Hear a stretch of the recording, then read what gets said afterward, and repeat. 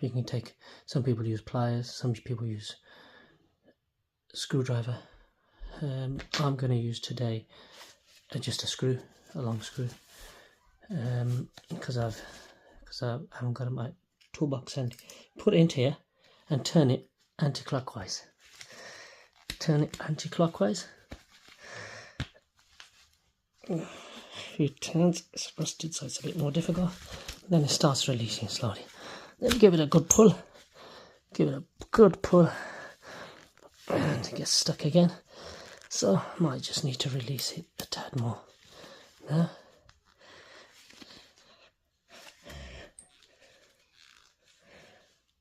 Sure this is on release fully. So keep doing that and pulling it, and then maybe once more.